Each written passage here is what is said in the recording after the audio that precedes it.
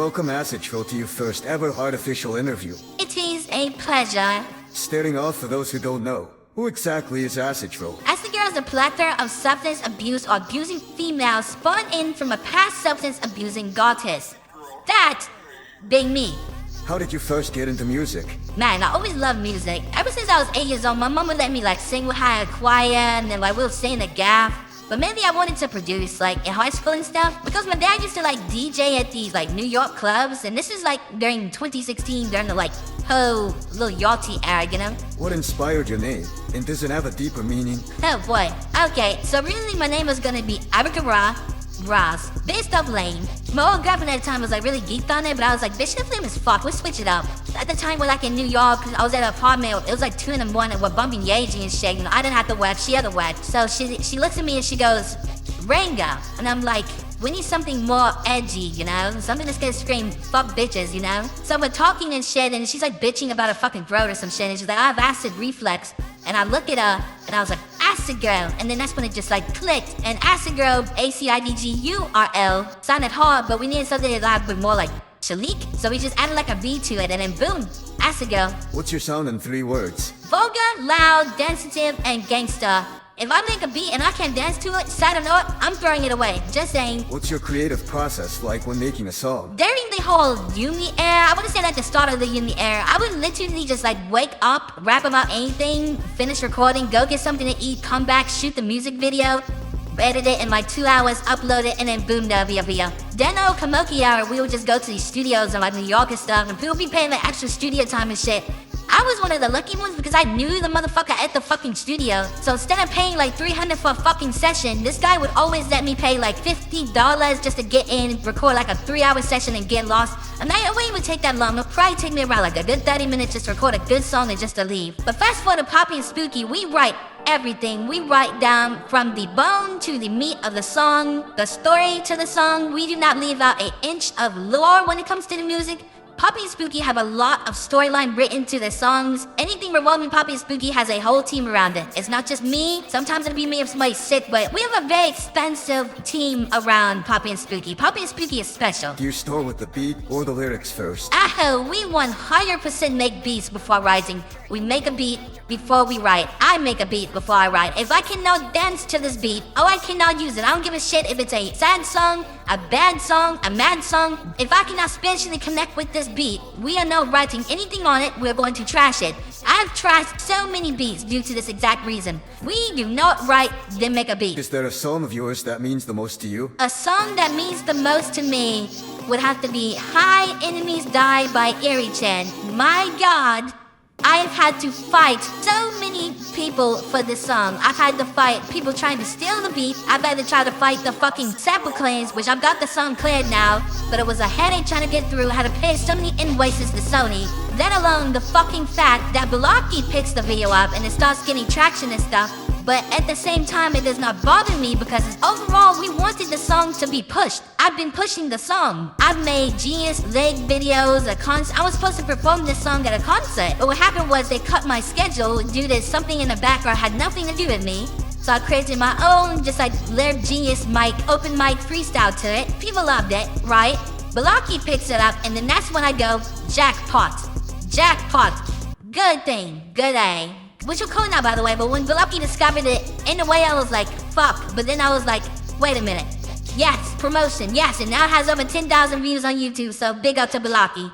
Big bro, for real. Speaking of BALARK, is there any bad blood between you two?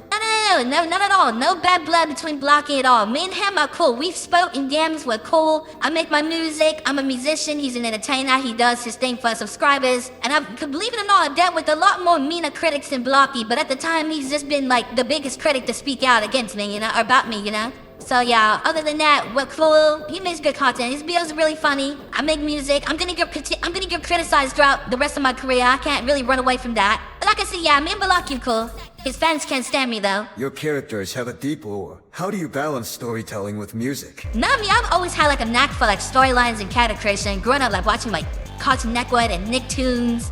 Plus, I really just love the whole idea of music production. Just getting in a studio and just spitting and then working on the keys and just messing with all these buttons. With the creation of You Me, I just thought about it. I was like, you know what? Having one character is boring. Why don't I take that one character and, just give her a girlfriend, or give her a sister, multiple sisters, like a grandma, or a nanny, or a follower, enemy, So it builds anticipation, it builds hype, it builds immerse. You want people to be immersed in your characters, not just one little character with a lot of depression and all this bullshit we already go through. Let's make it a wild, let's make it interesting for the people to watch, What's the inspiration behind POPPI and SPOOKI? The inspiration behind POPPI and SPOOKI is just literally me and Faye. Literally how we used to act when we were younger. The whole entire, the mannerisms and the whoa and irrelevant is literally how we just used to talk to each other back then we were in high school and stuff. And for anybody who doesn't know, Phelan is the voice of POPPI and SPOOKI, but I control SPOOKI. One day we were bored, I was producing some fucking album, I think it was the Acidgvrl album, and then Phelan had an idea, and she was like, why don't I just use my voice to make an AI to create characters? And I was like, okay, let's go for it. So we created an AI with the characters, and she controls POPPI, I control SPOOKI, with my flippant American accent. So don't act surprised when I'm talking now in this voice, but then I switch off to an American accent, I can just start talking like this with SPOOKI. Motherfuckers. It gets spooky, not pooky here. You know what I'm saying? I can just flip accents because I'm British American. We do these things, Are you British? Okay, I'm going to say this once and not repeat it anymore. I need everybody to listen. Open your ears when I say this. I'm not going to be saying this again. I am British American. I'm Brit and American. Me and my mom were born in the UK. My dad, however, was born in Louisiana. But his family stems from Texas and New York. So when a teenage me goes over to America and starts talking like a Southern Texan and a New Yorkian, you're gonna hear a bit of a weird accent that does not sound British but sounds more American. I'm sorry, I was jumping from plane to plane to see my mom and my dad. Sorry. Personally, I think it's talented how I could just switch from a British accent to an American accent, and you guys literally wouldn't be able to tell the difference on who's talking, But at the same time, I feel like you guys just need to, calm down and take my word for it, Instead of jumping on all these speculations and stuff or whatever, this nonsense you keep talking about, all faking accents and all this. No, I'm British American. I would show you my birth certificate, but then you would dox me. That would be really bad. What's the biggest challenge you've faced in the music industry? Sample clans, my god, do not sample. These labels will find you and touch you, little bro. They've touched me multiple times. I've paid numerous invoices just to keep my songs up. Do not sample. The worst thing you can do as a musician is sample. Do you think independent artists have it harder or easier today? Way easy, but the ego is just destroy them. Just shut the fuck up and make music. You aren't better than anyone. How do you deal with hate and negativity? Hate doesn't exist to me. It's more of like noise. It mainly motivates the shit out of me though. The algorithm is based on any type of hype, whether it be hate or love. So if you spam my comments with the intention of being hateful, the algorithm praises it. So just know you're helping my career out tenfold. So please, if you're watching this, please continue to hate on my videos. I love it. I love your little snarky, hypocritical comments. It's like you taking a mirror of yourself and just spouting nonsense into my comment section. Regardless, I'll be winning because you're just boosting the algorithm, You're evolving beyond. Where do you see your music heading? The mainstream. Cult-like following. Nobody sees it right now. I see it. I 100% see it. With everything we have going on and everything leading up for the rest of the year, I see it 100%. Any dream collabs you'd love to make happen? Not really at the moment. We're more focused on building our own universe based off our own sound and ideas. But I would love to collab with Pink Panthers, Gorillaz, or BOA or that, or maybe Bjork. I think collab with Bjork as well. What's one thing your fans can expect from you in the next year? A cult. I promise you, by next year, everyone watching this right now will be cult. We will be an issue. If you could define your legacy in one sentence, what would it be? Rebelly rejected, misunderstood beauty that is creative. We're not built on fucking depression and everything. No, we get up and work for ours. That's what my legacy screams. What's the most traumatic thing you experienced in music? I would get a phone call while recording during the whole Kamoki era. I was recording Kumo, and always in Kuma. I was recording, I think, Summers in Japan.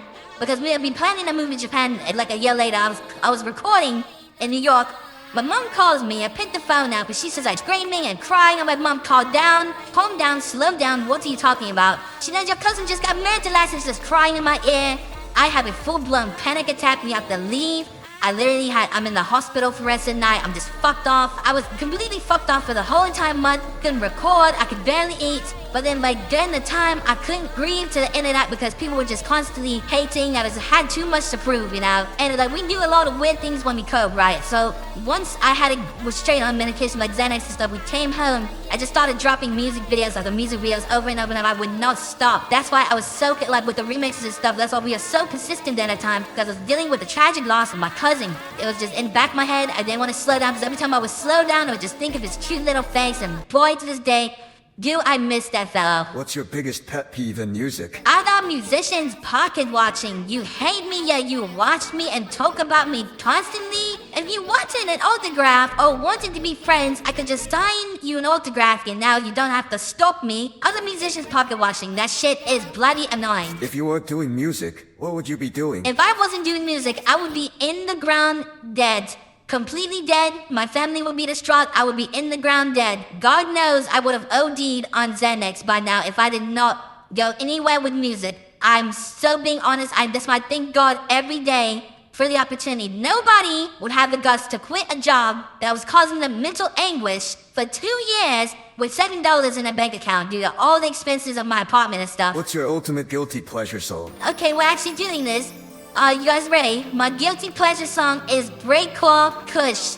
I hate the living fuck out of this song now for many numerous reasons. I could not even fathom or explain why I hate this song so much. However, this song came out when Samantha proposed to me. So it is a marriage nostalgia song or track, let alone a fucking annoyance every time I see someone comment on it saying they want this back. If POPPI and SPOOKI were real, how would they react to hearing your music? POPPI would turn this shit off. POPPI would pull a BALARK on me and straight fist the whole entire song. She would not like this. POPPI is more into Charlie XCX and more of like a Taylor Swift. She's more like a pop diva when it comes to like music taste. Pukalin, on the other hand, she would turn it up. She would dance to it. She would say fox and go wow and all this sage like it's cool and stuff, you know. She would love it.